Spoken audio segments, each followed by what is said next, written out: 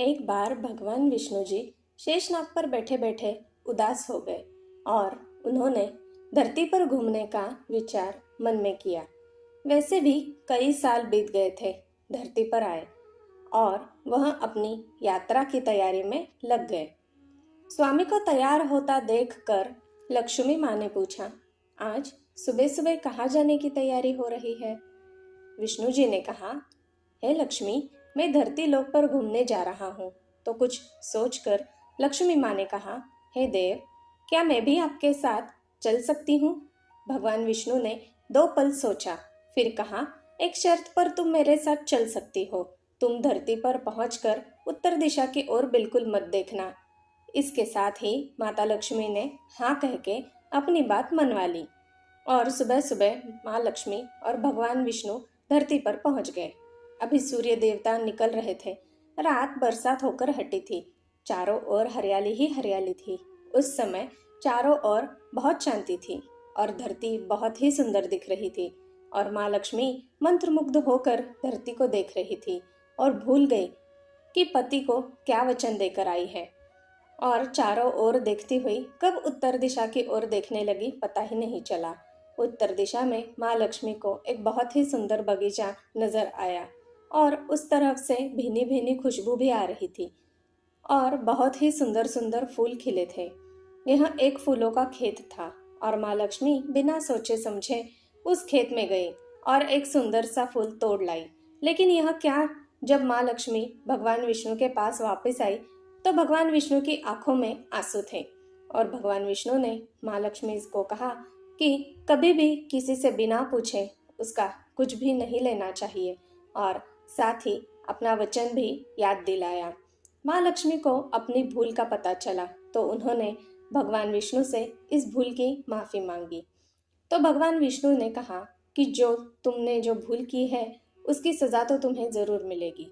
जिस माली के खेत से तुमने बिना पूछे फूल तोड़ा है, यह एक प्रकार की चोरी है। इसलिए अब तुम 3 साल तक माली के घर नौकर बनकर रहो। उसके बाद मैं तुम्हें बैकुंठ में वापस बुलाऊंगा। माँ लक्ष्मी ने चुपचाप सर झुकाकर हाँ कर दी और माँ लक्ष्मी एक गरीब औरत का रूप धारण करके उस खेत के मालिक के घर गई। घर क्या, एक झोपड़ा था और मालिक का नाम माधव था। माधव की बीवी, 2 बेटे और 3 बेटियां थीं। सभी उस छोटे से खेत में काम करके किसी तरह से गुजारा करते थे।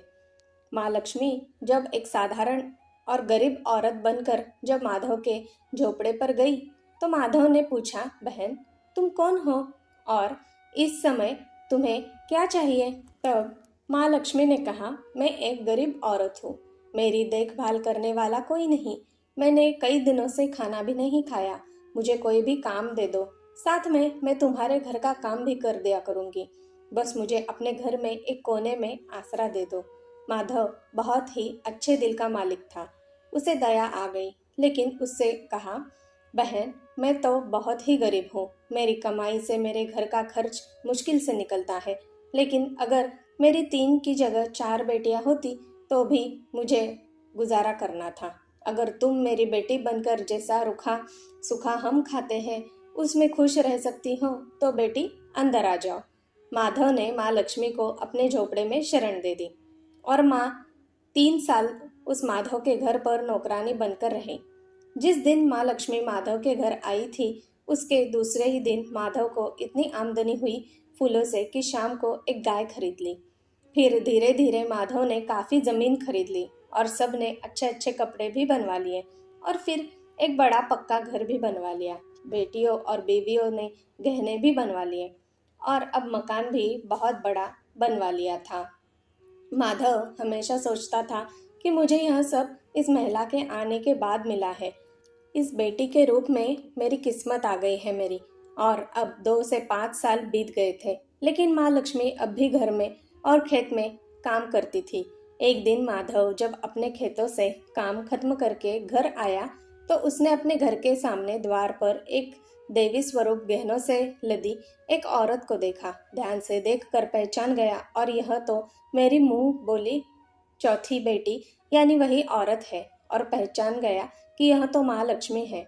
अब तक माधव का पूरा परिवार बाहर आ गया था और सब हैरान होकर माँ लक्ष्मी को देख रहे थे। माधव बोला, हे माँ, हमें माफ कर, हमने आपसे अनजाने में घर और खेत में काम करवाया है। माँ, यह कैसा अपराध हो गया?